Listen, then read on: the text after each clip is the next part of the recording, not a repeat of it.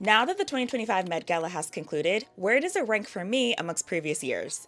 Well, I have some things to say. As I'm sure you've heard by now, the exhibit theme this year was super fine tailoring in black style, exploring the history of black dandyism in fashion, and the dress code was tailored for you with an emphasis on menswear. If you followed my live coverage of the Met Gala looks, you would know that my response was a bit despondent. Even though the dress code was about tailoring, I was still hoping that there would be influences of black dandyism in people's looks, which often incorporated bold colors, loud prints, cultural motifs, and lots of flamboyance and fun. With that in mind, I feel like you can understand my disappointment with the onslaught of black and white looks that were on the carpet, despite some of them, yes, being on theme, and yes, looking well tailored and nice. I guess everyone just thought menswear, tuxedos, pinstripes, black and white, but at some point the looks started to blur together for me. It honestly started to feel like a repeat of the Karl Lagerfeld year. I guess for the non-black attendees, I can understand the thought process of just wanting to play it safe and steer away from any kind of perceived controversy, but it felt like some of them didn't even really try at all for this theme, which I found, I don't want to be dramatic and say disrespectful, but I did think it was annoying. Joey King to me was a perfect example of how you can still honor the boldness and fun of a black dandy style while still remaining respectful. Like, it's really not that hard. Personally, I think there was a missed opportunity for people to have more fun with this theme. I know a lot of people said that the theme was boring, but I disagree. There are a lot of ways to play with color, texture, and silhouettes with menswear and suits, so people looking boring was just a choice. I also personally wanted to see more references to the different ways in which black dandyism has existed throughout pop culture and fashion from the 70s, 80s, 90s, and early 2000s. Don't get me wrong, there definitely were a few people that did this, but just not nearly as many as I was hoping for. Also, with Dapper Dan specifically being a point of reference this year and hip-hop's influence on fashion, I was shocked at the lack of Logomania suits. Doechie's outfit did go there a little bit, but honestly, I found her look to be underwhelming, but in all fairness, that was the case with the entire Louis Vuitton table. I have no idea what the fuck happened there. Overall, I just feel like people could have pushed the envelope a lot more with the exhibit theme in mind, but despite all my bitching,